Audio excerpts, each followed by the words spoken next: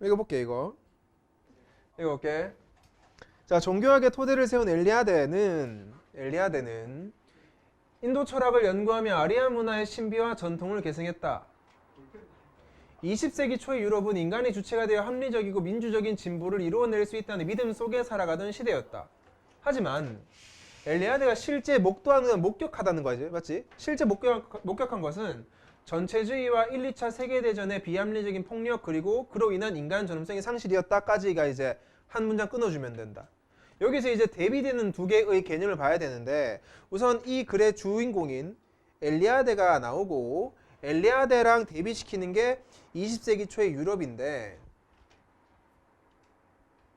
내가 이거를 내가 풀어오라 그랬는데 풀어온 사람은 알겠지만은 이 글 자체가 계속해서 두 개의 개념을 대비해서 전개하는 글이거든. 그래서 내가 원하는 방식은 그거지. A라는 개념과 관련된 용어들 쫙, B라는 개념과 관련된 용어들 쫙 해가지고 정리를 쭉 해놓으면 굉장히 문제 풀기도 쉽고 이해하기도 쉬워. 일단 엘리아데랑 관련된 용어 첫 번째 나온 게 뭐냐면 아리안 문화 보이지? 이거 계승했으니까 이거는 엘리아데의 특성 중 한 개겠지? 요거 하나. 그 다음 20세기 초의 유럽은 어떤 특성을, 이제 어떤 걸 추구했냐? 요거. 이런 믿음이 가지고 있었어. 인간끼리 우리가 힘을 합치면 굉장히 합리적이고 민주적인 사회를 만들 수 있을 것이라는 믿음이 있었어. 근데 실제로 엘리아데가 20세기 초 유럽을 보니까 어떤 거야? 합리적인 거 아니라 전체주의고 비합리적이고 인간 존엄성 상실이라는 이러한 문제점이 있었다 이거지. 이러한 문제점이 있었다 이거지. 이게 바로 유럽 사회의 문제점이었어. 그래서 엘리아데는 이와 같은 타락과 폭력 이런 문제점은 말이야, 신으로부터 멀어진 인간의 삶에 그 원인이 있다 보이자. 이 문제의 원인도 대놓고 주지. 신으로부터 멀어진 인간의 삶이 그 원인이 되자고 이게. 그러면 S는 뻔하지 얘들아. 해결책은 신으로부터 멀어진 걸 복구하자. 다시 말하면 신에게 가까이 가면 될 거 아니야. 그렇게 이해하면 돼. 다시 말해 한 번 더 결론 접속사니까 앞에 말 정리해 준다. 인간의 삶에서 신성이 제거되면서 인간은 존재의 존엄함을 상실하게 되었다는 것이다. 이거. 여기서 우리 비문학 읽는 방식 한 번만 더 짚고 넘어가자. 역접이 아니라 이렇게 따라서, 즉 다시 말해라는 접속사가 나오면 앞문장과 뒷문장은 똑같은 말이지. 그러면 쌤 같은 경우에는 문제를 풀기 위해서 이런 접속사가 나오면 반드시 앞에 문장과 뒤에 문장에서 같은 용어인데, 같은 뜻인데 다른게 쓰인 용어를 찾는단 말이야 항상. 왜냐하면은 이렇게 나오더라도 문제는 이 문장 그대로 안 쓰거든. 그래서 찾아보면은 신성이 제거된다는 말은 신으로부터 멀어졌다는 말과 똑같은 말이고, 맞지? 인간은 존재의 존엄함을 상실하게 되었다는 인간 존엄성 상실로 이어질 수 있겠지? 또 같은 말 찾아주면 돼요. 이렇게 그냥 넘어간다. 엘리아데는 인간의 존엄함을 회복하기 위해, 즉 S는 뭐냐? 신화적 원초적 세계에 다시 주목해라. S가 뭐다? 신화적 원초적 세계에 다시 주목하라고. 같은 말 뭐게? 신화적 원초적 세계에 주목하라고 안 나오겠지. 다른 말로 신성을 회복하자 라고 나오겠지. 어차피 신성을 회복해라 이거겠지. 또는 아리안 문화의 전통을 계승해라 뭐 이런 식으로 나와야 되지. 비문학 문제가 되겠지. 엘리아데는 이성적 사고를 중시했던 그리스 철학자들이 신화를 해석하는 방식을 거부했다 보이지. 또 대비되는 애가 나왔어. 그리스 철학자들. 얘들은 이성적 사고를 중시했는데 얘들이 신화 해석하는 방식을 거부했대. 그럼 얘는 신화를 갖다가 이성적 사고로 해석하려고 했을 거잖아. 그러니까 뭐라 그러겠어? 야 이거 개소리인데? 있을 수 없는데? 이렇게 말을 했겠지. 그들이 보이지? 합리성과, 그리스 철학자들은 합리성, 이성적 사고, 역사에 대립되는 의미로 신화를 해석하면서 신화를 갖다가 실제할 수 없는 것으로 이해한 거지. 맞지? 왜? 너무 이성적이고 합리적 사고로 제우스를 이해하려고 하니까 되겠나? 이게 안 되지. 그래서 엘리아데는 고대인들이 그랬듯, 즉 고대인들의 엘리아데랑 같은 의견이겠지? 신화를 참된 이야기, 신성하고 모범적 중요하기 때문에 귀중한 이야기라 생각했다. 그에게서 신화는 딱 보이지? 실제하는 사실이고 인간 삶의 가치와 의미를 부여한다. 실제하는 사실이다. 그리스 철학자는 실제할 수 없는 것이다. 보이나? 됐지? 그래서 이게 지금 엘리아데가 말하는 신화의 특성들이 쭉 나오고 있지. 첫 페이지부터 동의어 진짜 많고 반의어 진짜 많다 얘들아. 한 개씩 꼽아볼까? 엘리아드랑 엮여있는 단어를 잘 봐. 신하는 실제한다. 신하는 신성하다. 참되다. 신성. 존엄성 복구. 아리안 문화. 다 같은 말이겠지.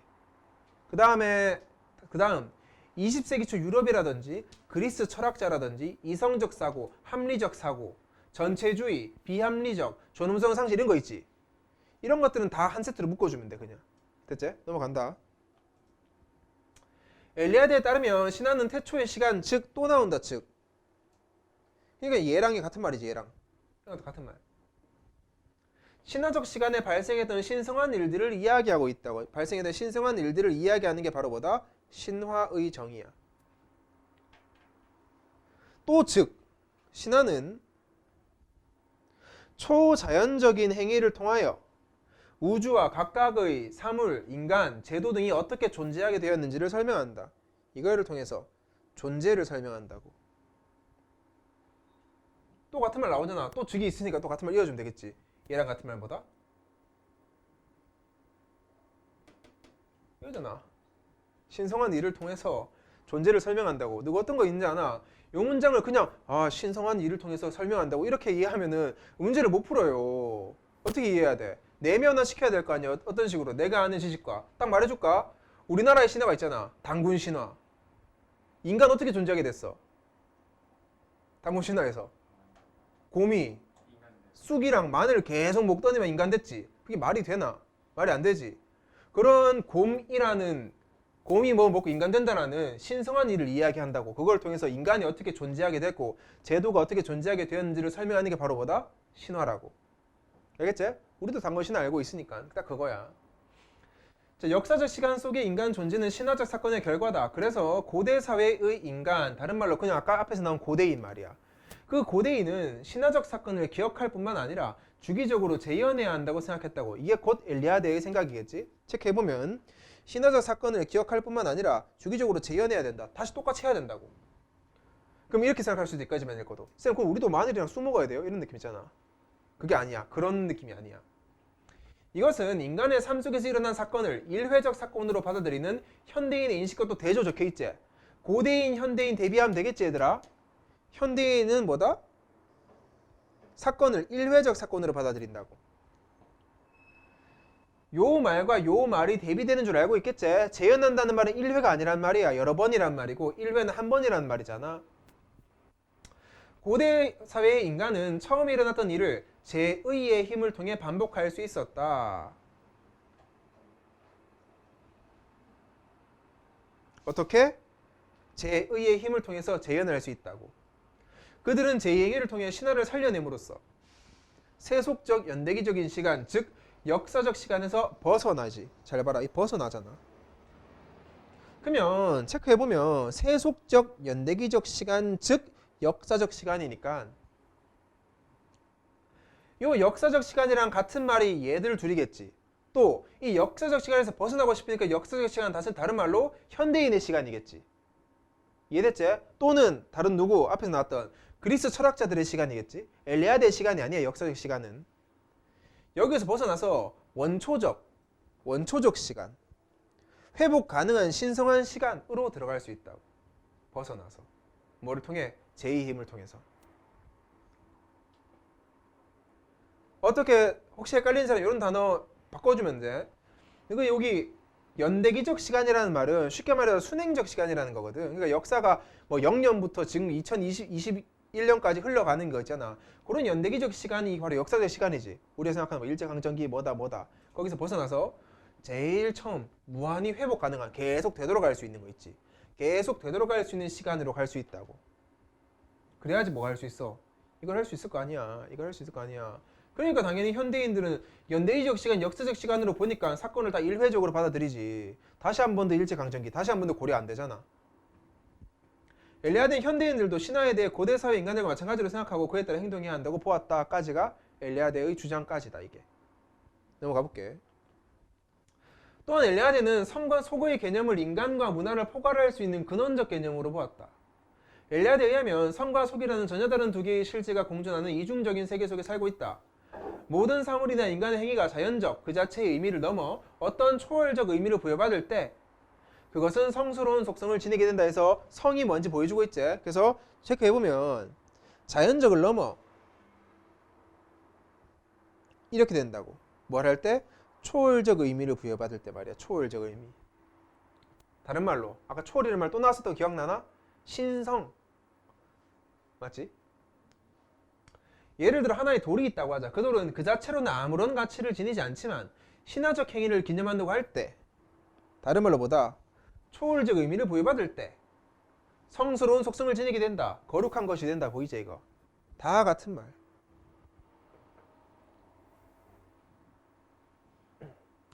인간 행위의 의미와 가치 역시 자연적 육체적 조건에 따라 주어지는 것이 역접 아니라. 가치 역시 뭐다? 이게 아니라. 뭐 해야겠어? 초월적 의미를 부여받아야겠지. 그래서 뭐 하는 거야? 초월적 의미를 부여받기 위해서 원초적인 행위를 재현하고 신화적 사건을 반복함으로써 부여된다. 보이나? 그래서 여기서부터 이까지가 다 뭐다? 초월적 의미를 부여받는 게 똑같은 거지.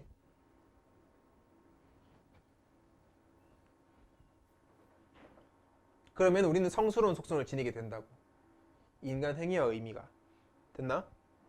그 다음, 고대인들은 어떤 존재에 의해 이미 경험된 것이 아니면 그 어떤 행위도 의미 있는 것으로 인정하지 않았다.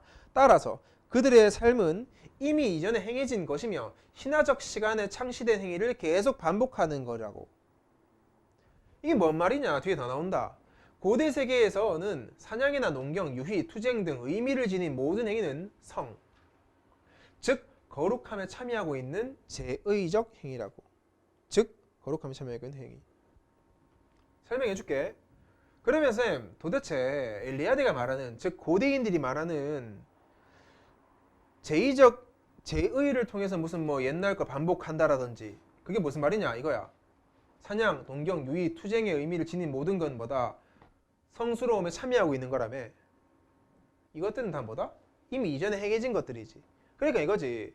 똑같은 사냥을 하더라도 고대인들이 했기 때문에 우리가 그걸 따라한다고 생각을 하는 거지. 그러니까 성스러운 거라고. 됐나? 그래서 앞에 나왔었던 초월적 의미를 부여받다는 말이 이전에 행해진 것이라는 말이고, 또 이 앞에 나왔던 회복 가능한 신성한 시간으로 들어갈 수 있다는 게 고대인들이 했었던 일을 내가 반복하기 때문에 내가 그 사람들의 시간으로 들어간 거야 지금. 그래서 그런 식으로 이해해야지 이게 보이지. 아니면 너무 추상적으로 보일 거야 글이. 됐나? 그래서 여기까지고. 마지막, 엘리야드는 아직도 고대인과 비슷한 삶의 양상을 보이며 살아가고 있는 사람들이 원형적이지 않은 시간, 즉 역사적 시간에 대한 거부를 보이고 있지. 역사적 시간은 누구 거였어? 그리스 철학자라든지 현대인 거였잖아. 그래서 똑같이 체크해보면 원형적이지 않은 시간, 역사적 시간에 대한 거부를 보인다고. 누가? 고대인과 비슷한 삶의 양상을 보이고 살아가고 있는 사람들이 말이야. 그리고 이것은 단순히 미래의 발전을 거부하는 성향 때문이 아니라 인간의 실존이 초월성을 결여한 상황. 다른 말로 뭘 거부했다? 다시 말해서 속에 대한 거부. 같은 말. 초월성을 결여했다. 속이 결여됐다. 초월성은 속이지. 아니 미안해. 다시. 초월성을 결여한 상황이 속에 대한 속이지 속. 초월성은 성이잖아. 다른 말로는 뭐야? 성을 결여했다고. 속에 대한 거부다. 결국 제1을 통한 신화의 재현 속의 시간은 정지되고 인간의 삶이 갖는 혼돈이 사라지고 성스러움이 회복되면서 태초의 시작이 다시 시작될 수 있다 이거지. 됐지? 이게 엘리야드가 말하는 성과 속에 관한 내용이고, 요거 이렇게 됐나? 그렇지 않지? 여기까지. 그냥 문제부터 보고 우리 그 필기하자. 그냥 문제부터 보고 필기하자. 문제 보자. 성에 대한 엘리야드의 견해로 가장 적절한 것은 하고 있네. 1번. 현대사회에서는 더 이상 회복될 수 없게 됐다. 맞나? 아니 회복할 수 있다라고 끝나지. 어떻게? 제2를 통해서 맞지? 신성한 시간으로 들어갑시다 이거고. 2번. 속과 대비되는 것으로 속이 사라질 때 드러나는 게 아니지. 뭔데 그러면? 이중적. 맞지? 3번은 성은 역사적 시간 속에 인간 존재에게 나타나지 않는다. 이런 말은 없었어. 그냥 없어서 그렇고. 4번. 합리적 민주적 진보를 합리적, 민주적 말하면 아까 20세기 초의 유럽이었지. 안 되겠지 이거? 5번. 요거지? 2번 문제. 다 몇 번이고? 2번. 잘 봐라. 합리적, 민주적 진보가 이루어지면서 인간의 삶이 어떻게 변화했는지에 대한 설명하고 있는 글. 일단 여기서 끊어보면 여기서부터 틀렸어. 그치? 합리적, 민주적 진보가 이루어지지도 않았지. 실제 목도한 게 이게 아니라면서. 그래서 애초에 틀린 거지 2번은. 됐나? 오케이. 자, 글 정리해볼게 얘들아. 부터 적어볼게. 일단락은 일단 20세기 초 유럽 사회에 대한 설명을 하지. 얘가 괜찮았으면 엘리아드는 아무 생각 없었는데 이게 문제가 있으니까 지금 문제점을 말하고 있어. 20세기 초 유럽에서는 어떤 이제 인식을 가지고 있었냐면은 우리는 인간이 주체가 된다. 인간이 주체성을 가지고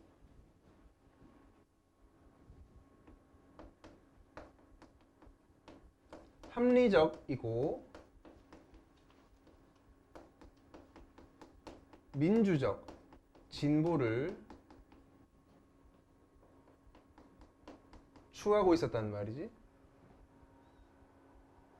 근데 요 20세기 초 유럽을 말이야, 엘리아드가 목도라고 적혀 있었으면 쉬운 말로 적을게. 그냥 관찰을 딱 해보니까 실제 얘들이 추구하는 것과 달랐다 이거지. 누가 보니까 엘리아드가.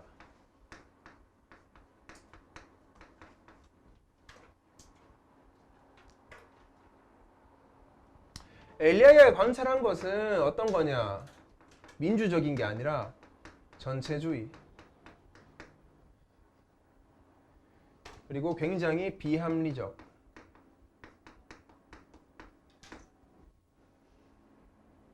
그리고 인간 존엄성 상실 등을 이제 엘리아드는 발견을 해버린 거지.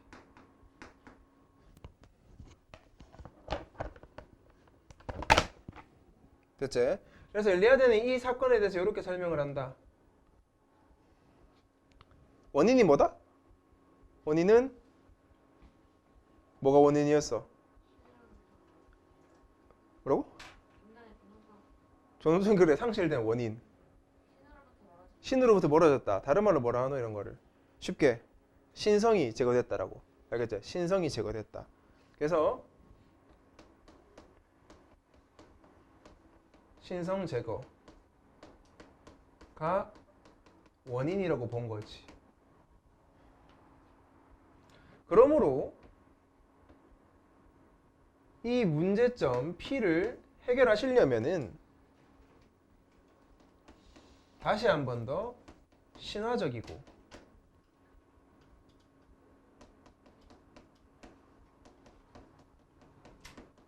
원초적 세계에 주목하자라는 해결책이 나왔어야 됐던 거지. 쌤이 적어주는 엘리아드랑 관련된 이러한 용어들은 내신 시험에서 반드시 필요하겠지. 물론 어려운 문제로는 이 질문을 못 낼 거야. 뭐 어려울 거 낼 게 없으니까.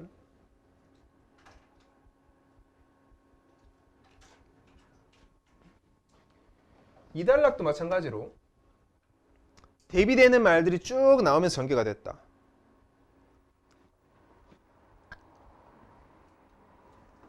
두 개 대비시켜보자. 이번에는 그리스 철학자의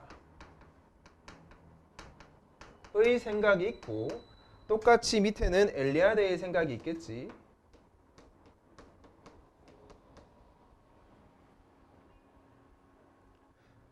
그리스 철학자가 중시하던 것들은 얘들은 첫 번째 우선 이성적인 사고를 중시한다. 이성적 사고를 중시한다. 또 합리성도 중시한다. 그래서 우리가 지금 듣기는 굉장히 좋은 말들, 이성적이다, 합리적이다 이런 거. 또한 얘들이 제일 중요했었던 거는 신화를 갖다가 신화는 절대 실제할 수 없는 것이다 라고 얘기를 했던 거지. 실제할 수 없는 것이다. 반면 엘리아데는 신화에 대해서 다른 평가를 내리지. 뭐 여러 가지가 있었지만 몇 개지만 적어보면 참된 이야기, 당연히 실제 하는 거,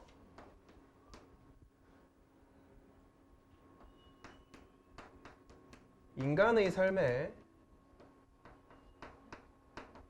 가치를 부여해 주는 거.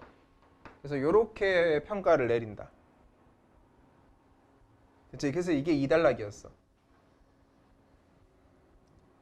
2단락.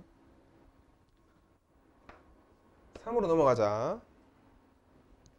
3단락 가시면 이제 신화란 무엇인가 해서 이제 엘리아드가 생각하는 그 신화에 대해 설명을 쭉 한다. 그래서 3단락에 신화는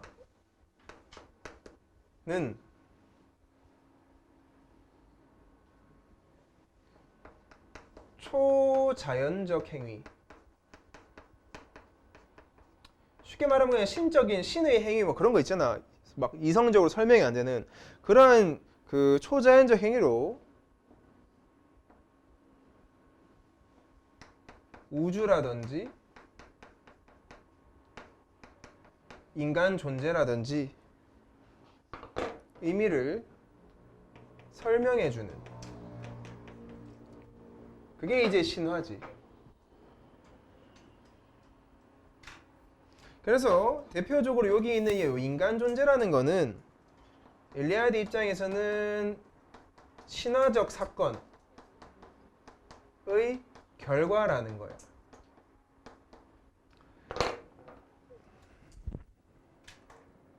이거 할 때 너희 이거 있잖아. 그냥 이렇게 초자연적 행위, 우주 인간 존재 이렇게 외우거나 공부해 놓으면은 실제 문제 풀 때 어렵대 얘들아. 이거를 너희 걸로 만들어 놓으려면은 그 상상을 해봐. 이게 도대체 뭔 말인지 너가 생각하는 그 그리스 신화로 설명하면 되잖아. 아니면 뭐 아담과 이브 이런 것도 있지. 그래서 막 하나님이 여자를 만들 때 뭐 갈비뼈를 뚝 떼서 만들었다 뭐 그런 거 있잖아. 그런 걸 생각해 보면은 어떤 우리가 생각하기 말도 안 되는 그런 행위를 통해서 우리가 어떻게 존재하게 되었는지를 설명해주고 있는 게 신화잖아. 맞지? 맞나? 또 어떤 것도 있어. 우리나라 신화에서는 뭐 주몽신화 이런 거 있지. 또는 단군신화. 그래서 인간이 어떻게 생겼습니까? 곰이 갑자기 인간으로 변했다. 이러한 초자연적 행위를 통해서 인간이 어떻게 생겼는지 설명해 주는 거라고. 그게 다 신화야 그냥. 알겠나? 그게 다 신화야. 그래서 우리부터 단군신화라고 부르지 그거. 단군신화. 그래 이거라고. 됐지? 그래서 신화적 사건의 결과 뭐야? 곰이 마늘과 쑥과 마늘인가 하여튼 그거를 뒤지게 처먹고 인간이 태어났다 이렇게 느낌이지. 됐나? 이렇게 봐야지 이해가 금방 된다.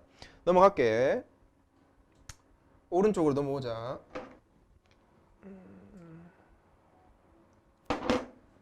3단락 더 적어야 되는데 난 여기 적는 거다. 4단락 아니다. 계속 3단락 적어볼게. 3단락도 마찬가지로 두 부류로 나뉜다. 이번에는 현대인이랑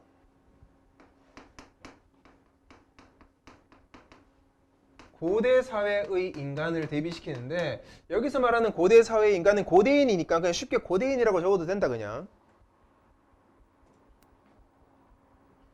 현대인들은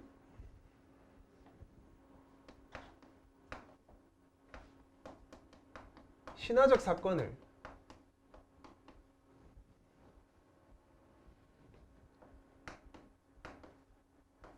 일회적으로 받아들인다.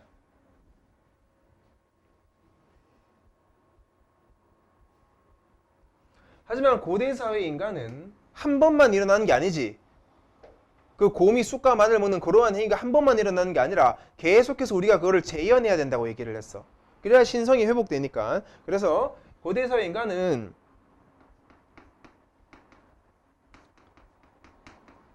신화적 사건의 주기적인 재현을 얘기한다.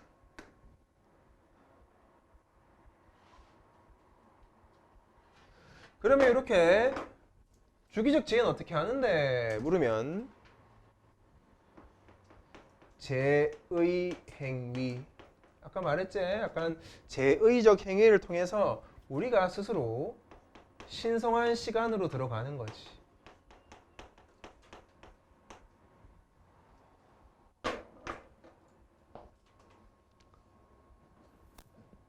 됐지? 그래서 여기 있는 요 신성한 시간과 대비되는 시간 개념은 여기 현대인이 가지고 있는 생각인 역사적 시간이라고 생각하시면 됩니다.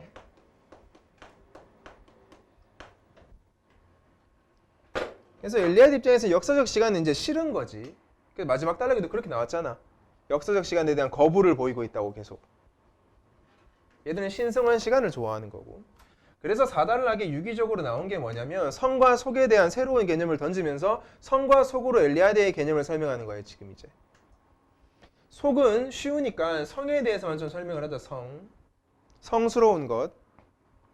성에 대한 개념은 여러 가지 단어로 나눌 수가 있는데 요거는 이제 일단은 신화적 의미라고도 부르고 다른 말로 또 초월적 의미를 부여하는 거고 그 다음에 원초적 행위, 재현 또는 신화적인 사건을 반복. 요 네 가지 잘 봐라. 신화적 의미를 통해 초월적 의미를 통해야 원초적 행위를 재현함으로써 신화적 사건을 반복함으로써 뭘 하냐? 그래서 얘가 어떠한 거를 부여해준다. 아주 일상적이고 아무 의미가 없었던 그런 행위에, 즉 사물이나 인간 행위에 뭘 부여해줘? 지금 하고 있는 성스러움을 부여해준다고. 됐지? 그래서 요거를 통해서 성스러움을 부여하는 거야. 그럼 얘랑 대비되는 속은 뭡니까? 했을 때 속은 한 줄만 딱 적으면 되겠지? 그냥 위에서 말했던 그러한 성스러움이 박탈된 상태. 박탈된 상태를 갖다가 속이라고 부르지. 그래서 요까지가 정리 끝이다.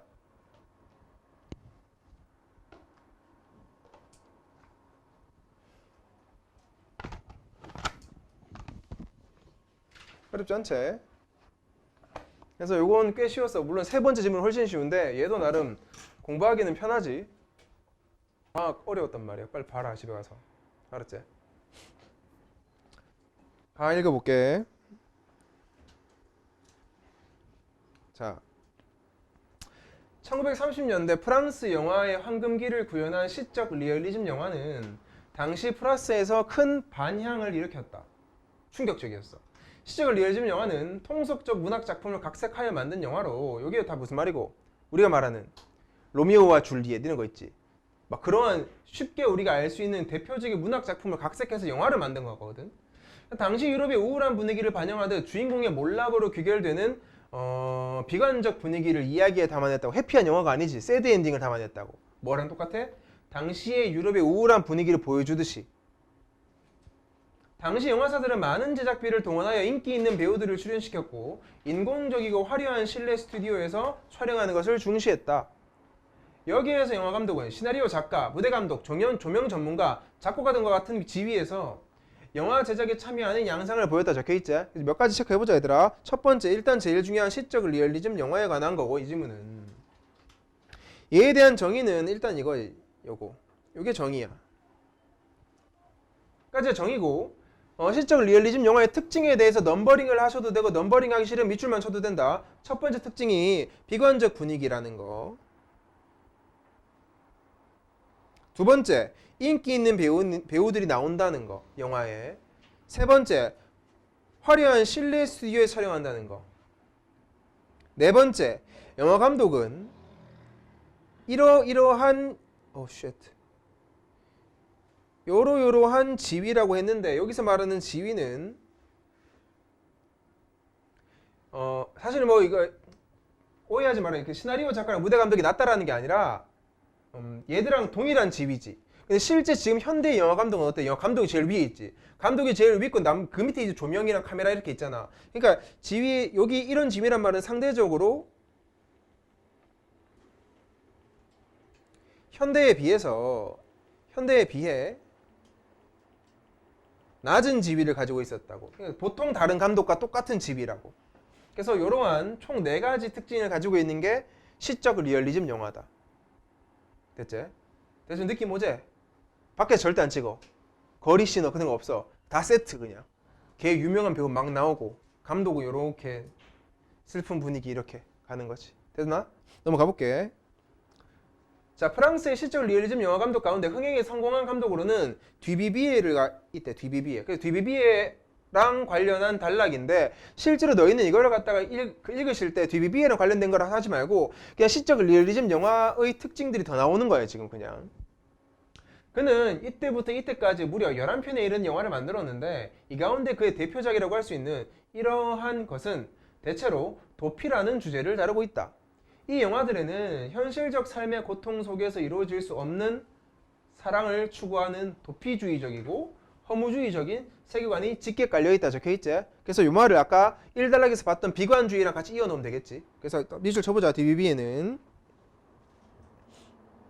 이루어질 수 없는 사랑 추구, 비관적이고 도피주의적이고 허무주의적인 세계관이 짙게 깔려있다고. 뭔가 부정적이야. 왜 이딴 짓을 하는지 모르겠고 그냥 당시 사회를 보여주기 위해 그랬대. 그래서 DBB에는 이러한 영화를 통해 상업적으로 큰 성공을 거두었지만 돈은 많이 벌었지. 사람들이 많이 보니까. 상업적으로 큰 성공이야. 근데 위대한 감독이 아니라 단지 영화를 잘 만드는 전문가야. 위대한 영화 감독을 평가받는 카르네나 르누아르의 버금갈 정도로 높은 수준의 감정의 깊이를 담아내지 못하였기 때문이다. 감정의 깊이를 많이 못 담아냈다 이거지. 그래서 위대한 감독이 되지 않았어. 다른 감독에게서 찾아보기 어려운 그만의 탁월한 능력, 즉 패배의 서사를 형상화하는 뛰어난 연출 감각. 뭐 말을 어렵게 적혀놨는데 이건 뭔 말이고? 새드 엔딩을 연출하는 감각 있지. 패배 그 말이야. 그래서 새드 엔딩을 형성하는 그 뛰어난 감각은 상업적 성경을 또 안겨줬지만 명장의 반열에 오르도록 허락하진 않았다.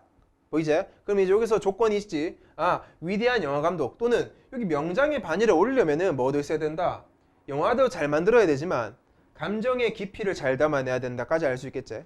유추해서 할 수 있지 이런 거는. 그래서 요까지가 얘들 둘은 역시 이것도 잘하고 이것도 잘하는데 DBB에는 얘만 잘해. 그래서 같은 급이 아니다 이거지. 됐나? 넘어가 볼게. 비록 그래서 예술적 성취면에서 높은 수준을 오르지는 못했지만 DBB의 특유의 연출 감각은 당시 우리나라 관객들의 마음을 사로잡기에 충분했다. 여기서 체크하면 여기 우리나라 있지. 이제 시적 리얼리즘 영화가 우리나라에서 왜 흥행을 불러일으킨지를 말하는 거야 이제. 어떻게 하면 그렇게 상업적으로 성공할 수 있었는지 이유. 왜? 무엇보다도 그의 대표작들에는 문학작품의 감성적 대사가 많이 사용되었다. 우리나라 사람은 이런 거 좋아하잖아. 예쁜 말들. 알지? 요즘 드라마에서도 막 드라마 작가가 쓰는 예쁜 말 막 쓰잖아. 왜 자꾸 이러는데 이거. 그 다음 극도의 비관주의를 드러내기 때문에 불안의식이 유행하던 프랑스에서 마찬가지로 중일 전쟁 발발 이후 국가 총동원법이 실시되었던 당시 우리나라에서도 쉽게 수용될 수 있었다고. 왜? 우리나라 상황도 부정적이었거든. 그러니까 부정적인 주제를 가져오면은 뭔가 사람들이 어떻게 느껴? 나만 슬픈 게 아니네? 쟤도 슬프네? 뭐 이런 느낌 있잖아. 그렇게 가져간다고. 그래서 and 또한을 사이에 두고 대등하게 플러스 극도의 비관주의를 드러냈기 때문에 이렇게 됐다고.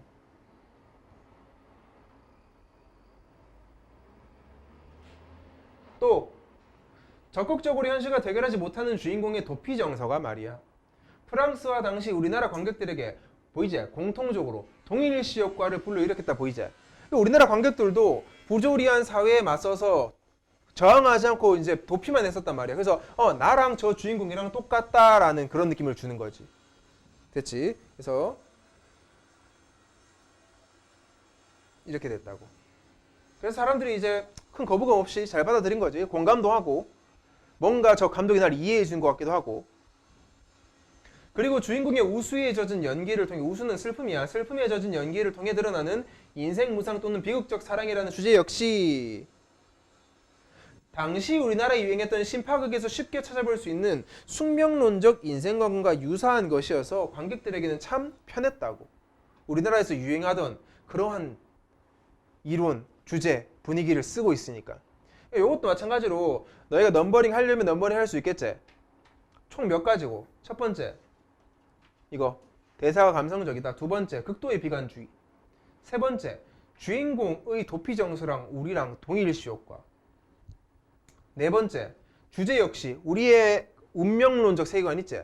운명론적 가치관, 숙명론적 인생관과 비슷해가지고 마치 이제 잘 맞아 떨어진 거지. 됐나? 여기까지가 감았나? 됐나? 감았나? 그러면은 에 관한 정리다.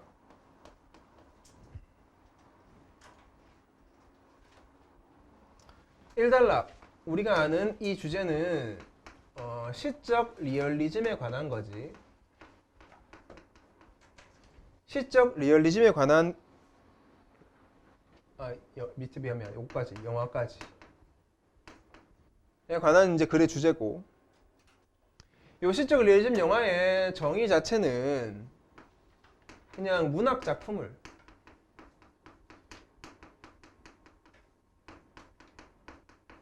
각색한 영화라고 보면 되겠지. 각색을 한 영화야. 그래서 이제 시적 리얼리즘 영화의 특징 해가지고 쌤이 밑에 넘버링 달아줬었지. 첫 번째는 비관적인 분위기, 우울한 분위기, 이런 거. 이 비관적 분위기는 당시 프랑스 사회를, 유럽 사회를 반영하던 거. 우중충한 분위기니까. 두 번째, 이거 제작비 진짜 많이 든다. 세트 다 새로 짜야 돼. 제작비가 많이 들고, 인기 배우도 써야 되면서, 밖에서 안 찍으니까 굉장히 화려한 스튜디오도 만들어야 돼.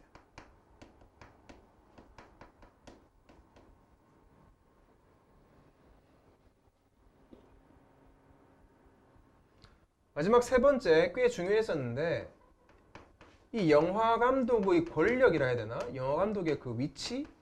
권위? 영화 감독은 쉽게 말해서 큰 역할이 아니었다 이거지. 다른 여타 감독들과 똑같은 역할만 하고 있었다. 그래서 시적 리얼리즘 영화의 대표적인 감독인 이달락에서 뒤비비에가 나오지. 뒤비비에가 나온다. 얘도 마찬가지로 시적 리얼리즘 영화를 적다 보니까 이러한 분위기의 영화를 많이 제작하겠지. 그래서 비슷한 단어로 자꾸 도피 나오는데, 그 도피주의 그리고 허무주의 영화를 제작하는 애야.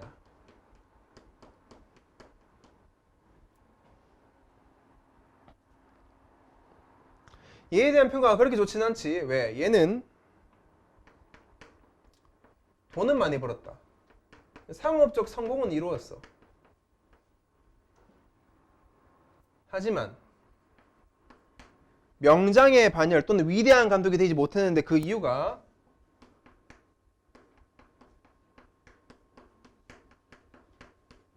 감정의 깊이가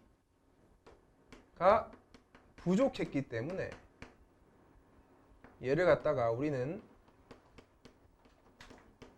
위대한 감독이라고 부르지 않지. 그냥 촬영 잘하는 애, 뭐 이 정도. 됐지? 이게 2단락이었어. 됐나?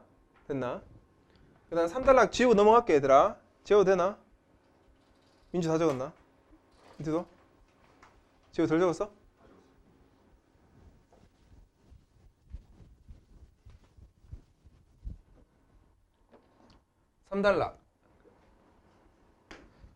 3단락에서는 그래서 요로 영어가 우리나라에서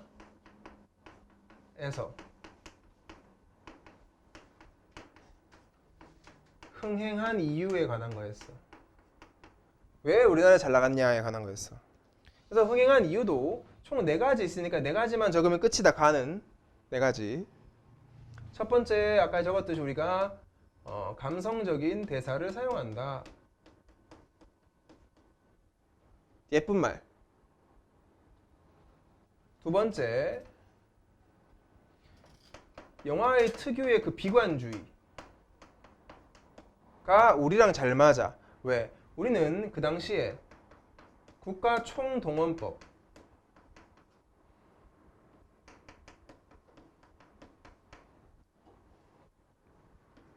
시행 시기와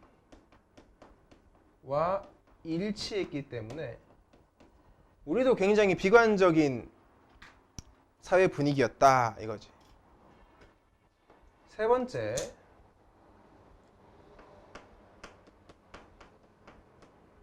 관객은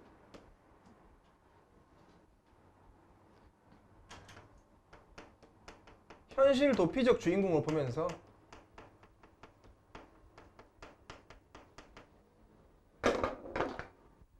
자신과 그 주인공을 동일시하기가 참 좋았다. 맞지?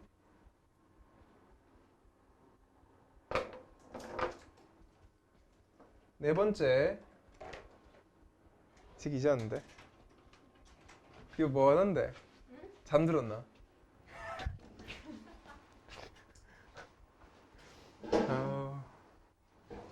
네 번째 주제, 인생 무상 그리고 비극적 사랑이 주제가 됐었지. 보통 이제 그 이러한 시적 리얼리즘 영화가 요게 이제 우리랑 비슷했다고, 우리나라에서 많이 내려오는 숙명론적 또는 운명론적 인생관이랑 유사했기 때문에 우리나라에서 이제 큰 거부감 없이 흥행에 성공할 수 있었다 이거야 지금. 시적 리얼리즘 영화는 일상적인 삶을 그려냈다는 점에서 리얼리즘과 유사하지만 해서 지만 또 나오제. 지만 사이에 두고 여기 좀 닫아라 저거. 시적 리얼리즘은 일상적 삶을 그려냈다는 점에서 리얼리즘과 유사해. 리얼리즘은 뭐다? 일상적 삶을 그려내야만 했었고 그것을 시적인 감성으로 그려내기 위해 인위적인 화면 구성을 강조하였다는 점에서는 차이가 있어. 얘들아, 그러면 나는 필기는 안 할 거지만 이거 쓰기 어려워서 너희는 필기할 수 있는 게 뭐냐면, 리얼리즘은 그러면은 인위적 화면 구성이 아니겠지. 다른 말로는 뭐다? 인위적인 반대말 뭐고? 인위의 반대. 자연스러운 거. 그러면 리얼리즘은 자연적인 화면 구성을 강조했지만 시적 리얼리즘은 인위적 화면 구성을 강조했지. 이렇게 필기해도 되고, 두 번째 생각해보자. 우리 가에서 시적 리얼리즘에 대한 특징을 알고 있었지. 화려한 스튜디오에서 했었지. 그러면 리얼리즘은 화려한 스튜디오가 아니라 스튜디오를 안 쓰고 진짜 리얼, 어디? 진짜 길거리에서 찍어버려야 돼. 이해됐나? 그래서 얘들 둘은 안 나오더라도 그렇게 이해하고 필기해놔라 얘들아. 요거를 알고 있어야 되고, 리얼리즘과 시적 리얼리즘의 차이를 아시면 되는 부분. 그 다음, 거리를 카메라에 담기는 하되 그 거리를 사람들이 살아가고 있는 현장에서 구하지 않고, 딱 보이지? 살아가고 있는 실제 현장에서 구하지 않고 희미한 조명, 인공적인 안개 효과 등을 동원하여 스튜디오에서 재창조하였던 것이다 적혀있지. 그래서 또 대비해 놓으면 되겠지. 사람들이 살아가고 있는 현장이 아니라 스튜디오에서 재창조니까 다시 체크해보면 여기서 말하는 사람들이 살아가고 있는 이 현장이라는 문장과 어딨냐, 얘랑 같은 말이라고 생각하면 되겠다. 얘랑 얘 같은 말이고 얘는 리얼리즘 거야. 됐지? 넘어간다. 이런 시적 리얼리즘 영화는 2차 세계대전 이후 새로운 물결을 뜻하는 누벨바그 영화 운동이 시작되면서 비판에 직면하게 되었다. 이제 누벨바그가 시적 리얼리즘을 깔 거야.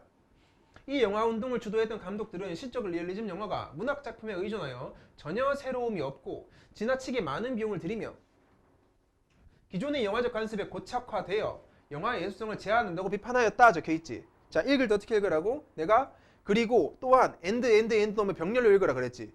마찬가지야. 어떻게 나와? 고, 들이며 하고 있지? 그러면은 비판점 3개에 밑줄 치면 되겠지. 1번, 2번, 3번 밑줄 치면 돼. 그래서 누벨바그 영화가 시적 리얼리즘 어떻게 비판했냐? 처음, 첫 번째, 새로움이 없다. 두 번째, 많은 비용이 든다. 세 번째, 고착된 예술성을 제한한다 라고 비판을 한 거지. 세 가지 비판을. 그래서 누벨바그 영화운동은 1953년 이후 프랑스 정부의 지원으로 무명의 젊고 재능 있는 감독들이 저예산 보이나 얘들아? 저예산이지. 아까 우리 필기한 거 보면 돈이 많이 들었지, 제작비가. 저예산 영화를 제작할 수 있는 환경이 조성되면서 더욱 활성화되었다. 또한 영화 제작에 필요한 필름, 카메라, 녹음 기계 등의 발달로 야외 촬영과 즉흥 연출이 가능해지면서 획기적인 발전을 이루게 되었다 적혀있지. 그러면 두 가지 요소를 통해서 발전이 이루어졌으니까 체크해볼게. 자, 획기적 발전을 이루게 됐는데 왜? 저예산 영화 제작할 수 있는 환경과 기계 발달을 통해서 누벨바그 영화가 발전이 많이 하게 된 거지. 어떤 느낌인지 알겠지? 그래서 이렇게 순행적으로 공부하시면 된다 이거. 넘어가 본다. 그 다음 누벨바그 영화는 특징 나온다. 카미 사르트르 등 실존주의 철학의 영향을 받아 영화 제작에서 감독의 주체성을 중시했다. 이 말 굉장히 중요하겠지. 왜? 아까 가에서 읽어봤을 때 시적 리얼리즘에서의 감독의 역할은 적었잖아. 근데 얘는 감독의 주체성을 중시한다 보이지. 지금 우리가 생각하는 영화 감독의 느낌으로 권위가 올라가 버린 거지 지금 이게. 시적 리얼리즘 영화에서 영화의 공동 제작자에 머물러 있던 영화 감독이 즉 쥐뿔 다른 감독과 큰 차이가 없었는데 자신의 상상력과 잠재력을 담아내면서 영화 제작의 중심에 서게 되었고 플러스 또 고다 고. 그러니까 또 두 번째 사건 전개나 기법 면에서 개성을 파격적으로 드러낼 수 있다. 쥐엣. 누벨바그 영화 감독들은 처음과 중간 끝이 구별되지 않는 구성, 극적 동기가 없는 사건, 완결되지 않은 내러티브 등을 개성적으로 활용했다. 쉽게 말해서 그 전에 사용했던 모든 양식들을 버리고 굉장히 특이한 양식들을 사용하기 시작한다고. 우리가 보기에는 좀 보기 어려운 그런. 또한 대중이 선호하는 스타의 기용을 피한다 보이지. 유명 스타 기용을 피하고 현실의 공간에서 실제로 벌어지고 있는 이야기를 다루고자 했다고. 스튜디오가 아니야. 많은 차이가 있지. 현실의 공간, 선호한 스타 안 써. 무명의 스타를 쓰겠지 그러면. 그래서 텔레비전용 영상 제작에 쓰이던 경량 카메라를 사용하여 생생한 장면을 구성하였고 스튜디오를 떠나 파리의 거리나 근교를 주된 촬영 장소로 삼았다. 같은 말이지.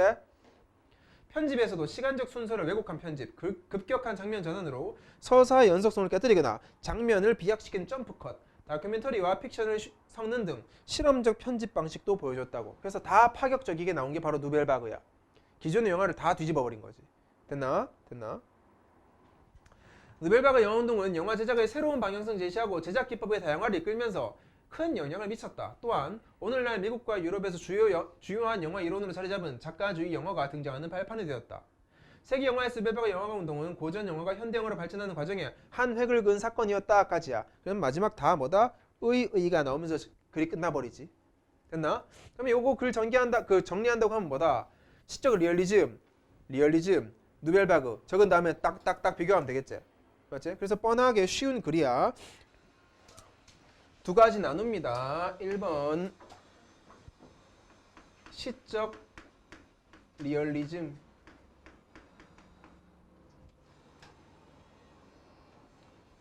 그 다음 그냥 리얼리즘.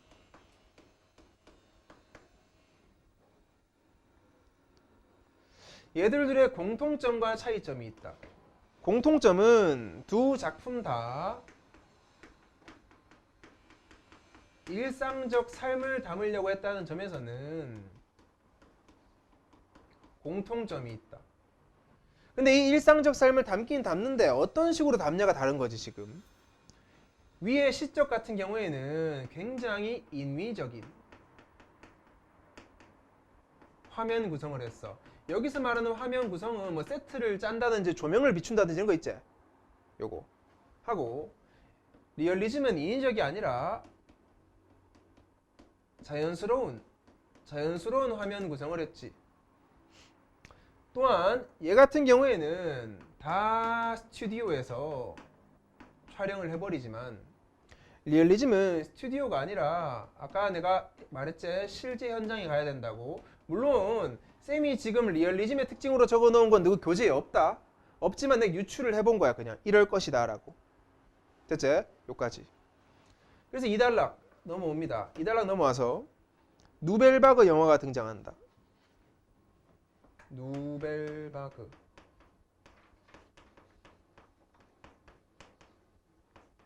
뭐 누벨바그 운동이라 적어도 되고 어쨌든 누벨바그 영화가 당돌하게 이렇게 쭉 꼬어서 시적 리얼리즘 영화를 비판했지. 어떤 점에서 비판했는지 밑에 적을게. 비판.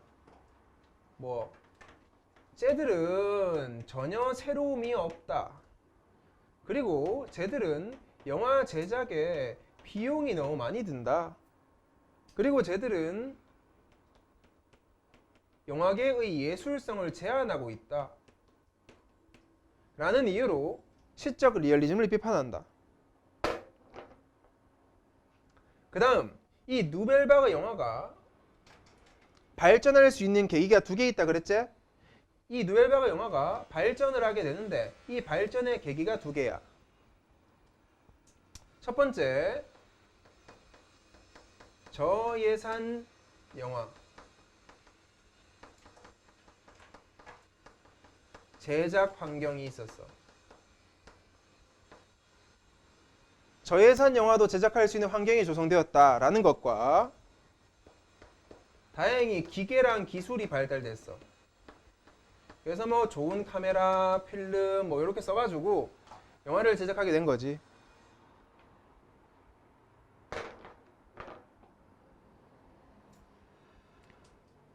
(3번) 여기 적을게. 3단락은 누벨바그 영화의 특징에 관해서 나온 단락이었어. 특징.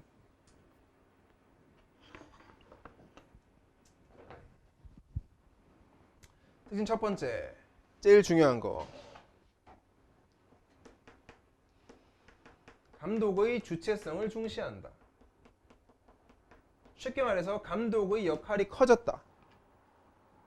이걸 통해 감독은 개성, 잠재력을 발휘할 수 있게 됐다.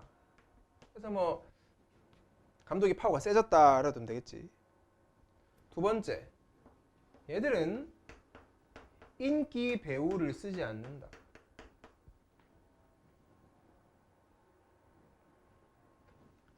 3번째, 얘들은 스튜디오가 아니라 현실 공간에서 촬영을 한다.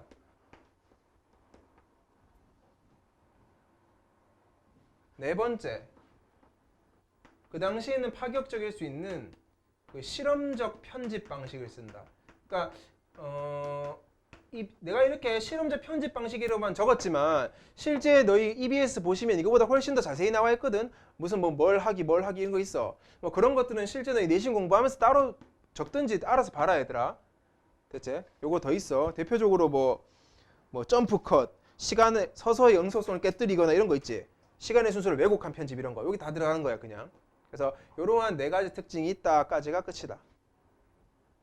어렵지 않지? 됐지? 그 다음 보자.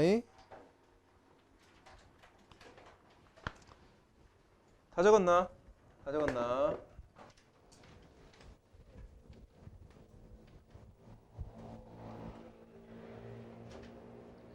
자, 문제 봅시다. 문제. 가와나의 공통점이나 차이점으로 적절하지 않은 것 하고 있네. 답이 1번인 것 같은데 공통점이 지금 영화 제작에서 영화 감독이 차지하는 위상의 변화가 나타나 있다 적혀있지. 근데 가에도 드러나야 되고 나에도 드러나야 되지. 나에는 드러나지. 나에서는 감독의 위상이 조금 더 올라간 거 알 수 있잖아. 근데 가에서는 없지. 이해됐지? 그래서 그렇게 알면 되고 오히려 1번이 말이 되려면은 가와 나를 연결시켜야 말이 돼. 이게 지금 됐나? 2번 문제. 2번 문제에서 포인트는 뭐냐? 여기 그는 DBB의 영화의 내용을 차용했다 보이지? DBB의 특징을 가진 게 바로 얘라 그랬지? DBB의. 그래서 2번 봐봐라. 실제로 이야기가 벌어지고 있는 장소에서 촬영된 현실의 공간이 아니겠지? DBB에는 스튜디오에 촬영해야 되지? 그래서 답이 2번이다. 어렵지 않지? 됐지?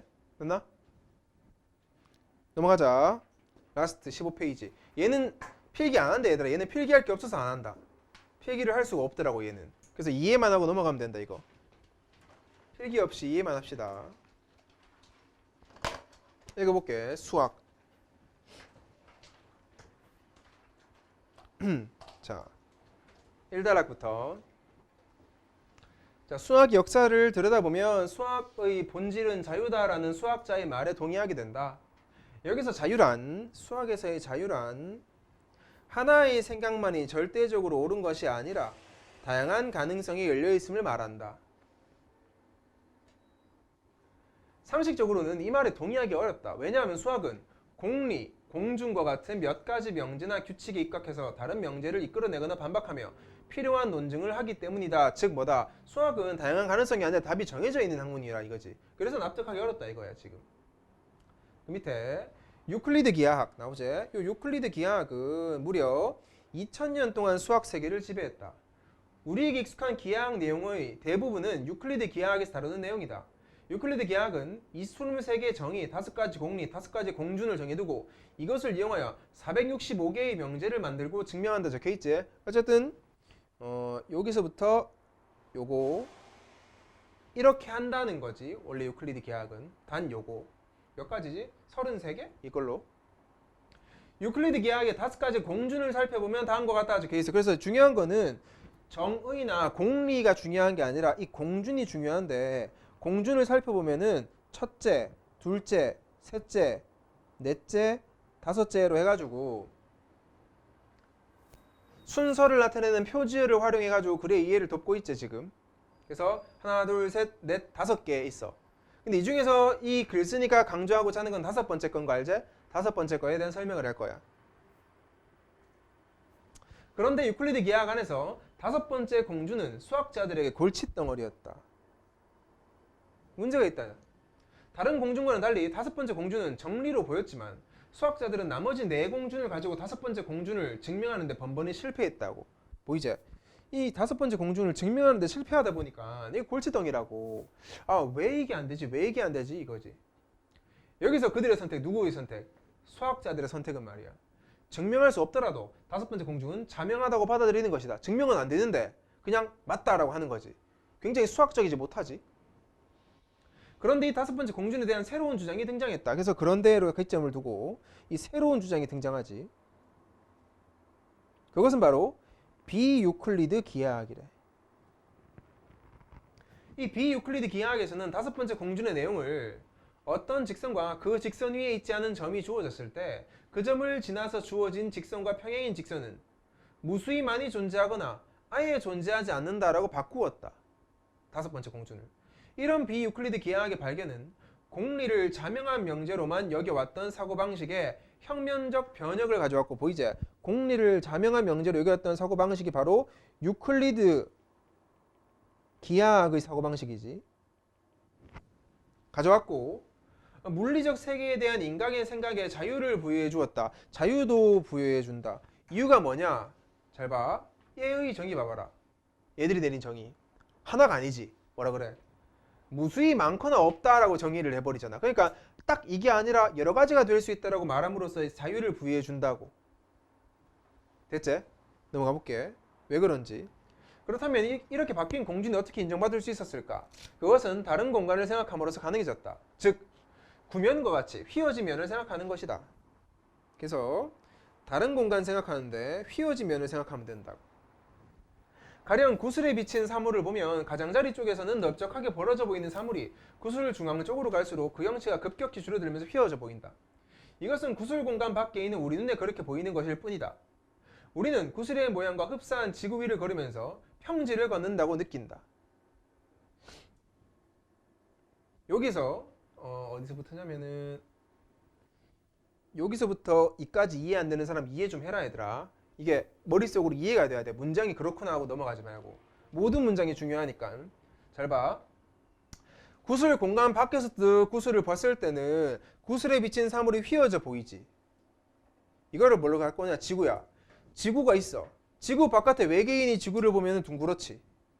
근데 그 안에 있는 우리는 평지를 걷고 있다고 느끼잖아. 그럼 구슬도 마찬가지겠지. 구슬 밖에서 우리가 구슬을 볼 때는 휘어져 보이지. 하지만 실제 구슬 안에 있는 물체나 구슬 안에 있는 사람 같은 경우에는 이걸 평지라고 느낄 거 아니야. 그러니까 내가 그 대상 안에 있냐 밖에 있냐에 따라서 느끼는 게 다르다는 거야 지금 이게. 그러니까 한 개만 정의된 게 아니지 지금 이게. 두 개도 될 수 있고 세 개도 될 수 있잖아. 그런 것들을 얘기하기 위해서 이렇게 예시를 든 거야. 이해됐지? 반대로 보이지? 우리가 구슬 면에 대해 평행한 선을 긋는다 해도 구슬 공간 안에 있는 사람은 그것을 평행으로 느끼지 않을 것이라고. 이해됐나? 이해됐지 얘들아? 이거 구슬이면은 뭐 이렇게 그어도 이 안에 살고 있는 사람 입장에서는 이게 평행하지 않다고. 즉 하나의 이론만으로는 모든 상황을 아우를 수는 없다. 이게 가장 중요한 말이다 얘들아. 자유가 있어야 된다는 말이지. 하나로는 안 된다. 비유클리드 기하학의 출현과 이런 발상을 고려해보면 수학의 본질은 자유다라는 말은 충분히 맞는 말일 수 있는 것이다 까지야. 됐지? 그래서 상황에 따라 이론이 하나가 될 수도 있고 두 개가 될 수도 있고 이렇다. 자유롭다 이거지. 됐지? 그러면 이제 우리는 가에서 할 수 있는 건 유클리드 기하학과 비유클리드 기하학 대비만 하면 되겠지? 비유클리드는 나오지나 지금 자유가 없는 거지. 하나로 고정된 거고 비유클리드가 이제 자유로운 거지. 하나로 고정되지 않은 거. 단 어디에 관해서만 5번째 공준인가? 거기에 관해서만 논란이 있었던 거예요 지금. 넘어가 볼게. 나는 비유클리드 기하학의 대표적인 걸 보여준다. 19세기 독일에서는 비유클리드 기하학 중 택시 기하학이 고안되었다. 택시 기하학. XY 평면에 유클리드 기하학에서의 거리가 적용되면 유클리드 평면, 택시 거리가 적용되면 택시 평면이라고 하자. 이때 XY 평면에 택시 거리를 적용한 기하학을 택시 기하학이라고 한다. 됐지? 그러면 이제부터 어떻게 비교하라고? 비유클리드 기하학 중 택시 기하학에 관한 거지. 그럼 택시 기하학과 유클리드 기하학 비교하는 거다. 얘랑 이 같은 말이야 어차피. 같은 말이야. 유클리드 기하학에 따르면 그림 1에서 두 점 A와 B 사이에 최단 거리인 점선의 길이는 피타고라스 정리를 이용해서 구할 수 있겠지. 이거는 쉽게. 하지만 역점 나온다. 택지 운전사는 그렇게 생각하지 않는다고. 도시는 격자 모양으로 설계되어 있기 때문에 격자가 무슨 말이냐? 바둑판 모양이란 말이야.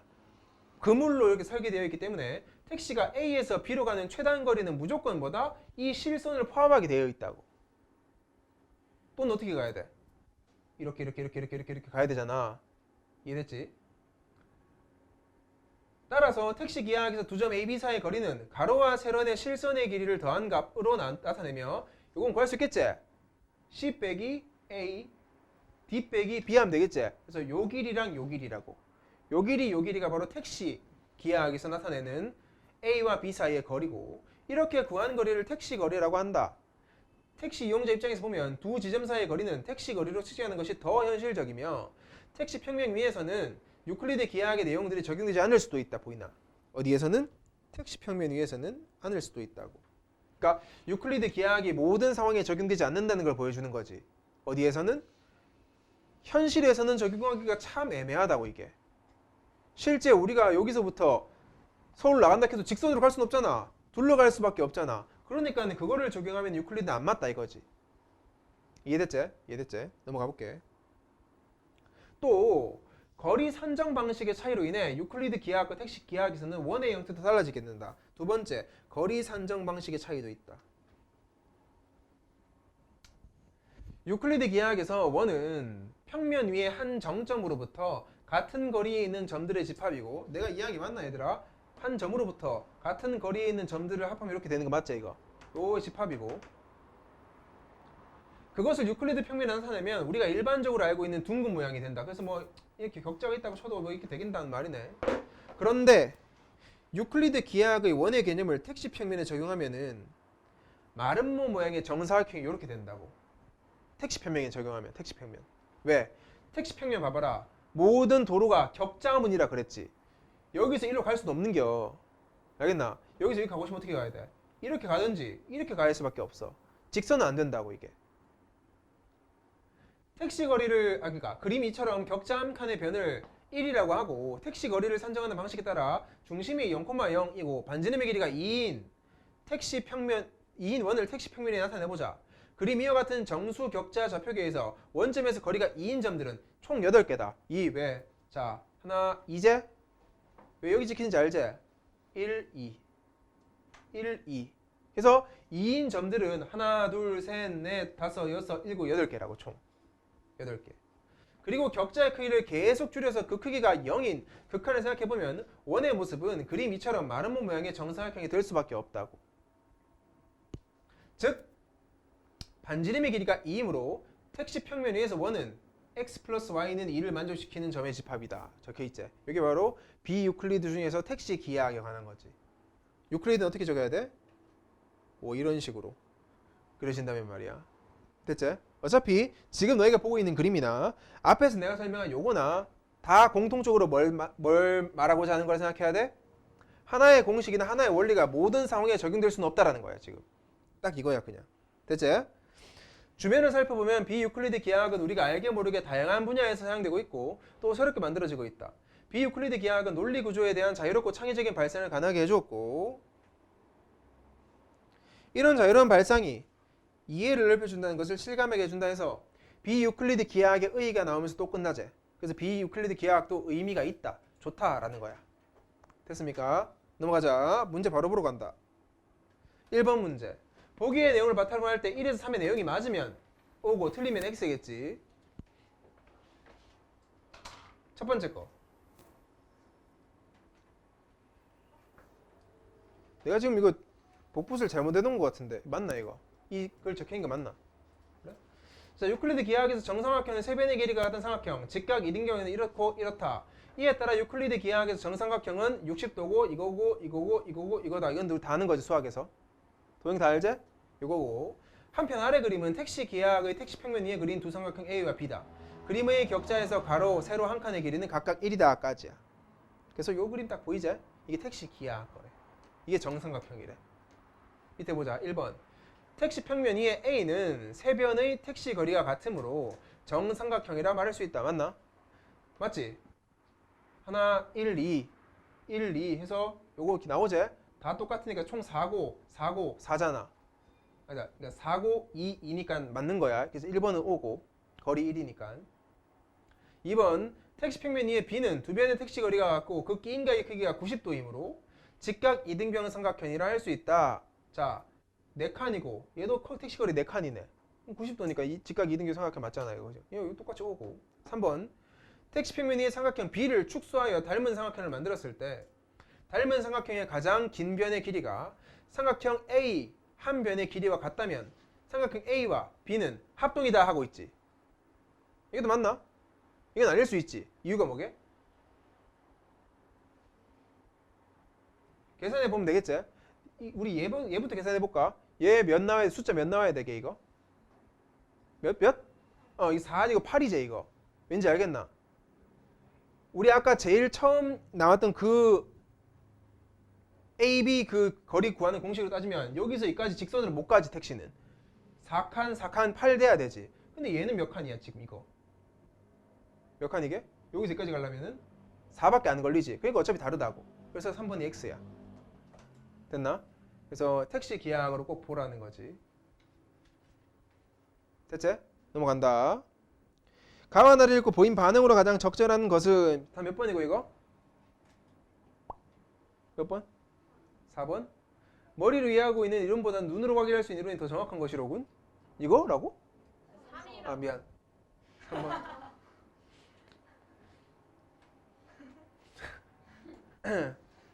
한 이론을 일상생활에 적용할 때 발상의 전환을 통해 이게 바로 유클리드 기하학. 발상의 전환이라는 게 구체 위에서 보자 이런 거 있지. 구슬이라고 생각하자. 구체라고 생각하자. 또는 택시라고 생각하자 이런 거 있지. 이러한 발상의 전환을 통해서 새로운 이론인 뭐 택시 기하학이라든지 비유클리드를 도출할 수 있다까지 해서 끝이다. 됐나? 됐지? 됐고